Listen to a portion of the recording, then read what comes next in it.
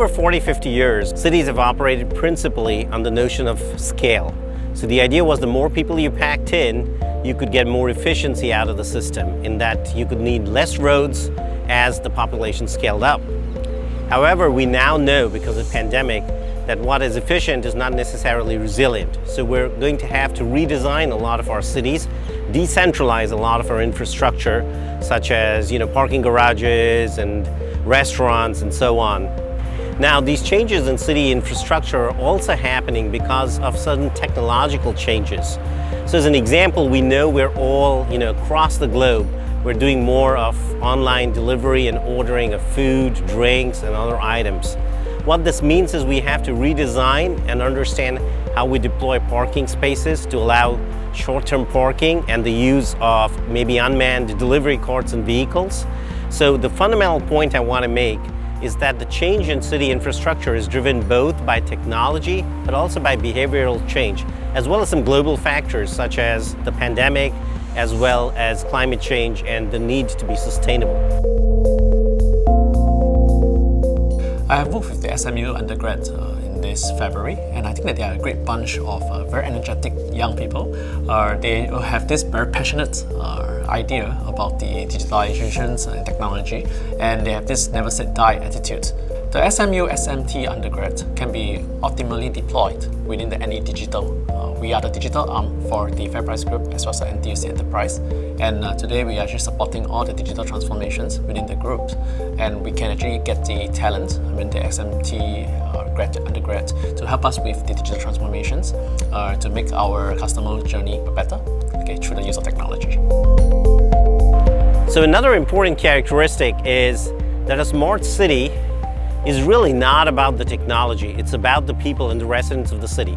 In fact, in the next generation or wave of smart cities, you'll see less of an emphasis on technological innovation, but more about making sure that the benefits of it flow to the citizens uniformly, equitably, and in a sustainable manner.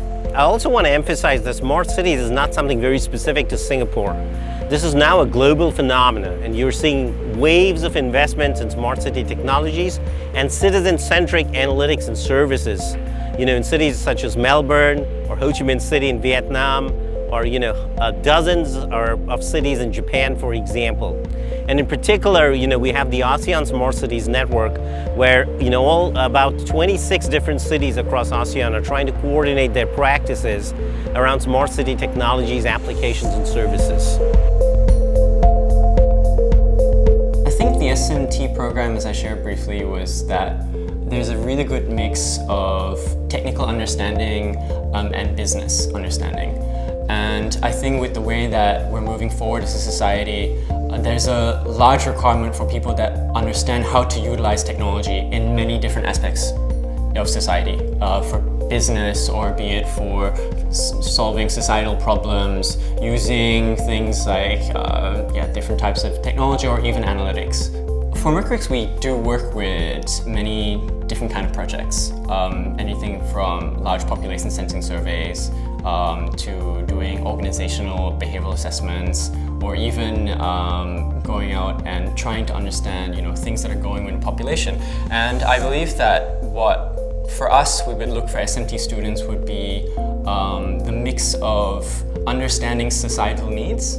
For example, they understand, okay, these are some of the use cases and problems that are out there in society, especially tying in the psychology perspective or the sociology perspective, because that's some of those things that they learn as well, not just the technical skills.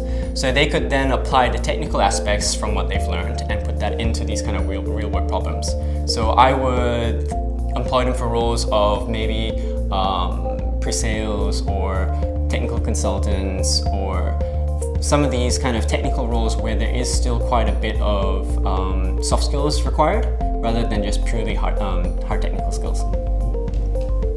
We had the fortune of hosting many of the SMT students and internships with us, even through the COVID period.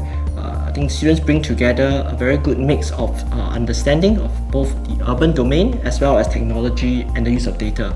I think this intersection between the art and sciences allows us to be much better in harnessing the capabilities to improve the quality of life that we can provide for our people. I hope it has been a fruitful experience for many of them. be able to have a better understanding on the possibilities and challenges in using data and technology in urban planning. I would also encourage students to continue to be curious in how do we apply the use of data and technology in urban planning to allow us to be more informed in the planning decisions we make and to create better outcomes for people and businesses. So it is important that smart city technologies be coupled with the appropriate kind of analytics and social listening abilities so that we understand the needs of citizens and residents and also cater to the needs of businesses.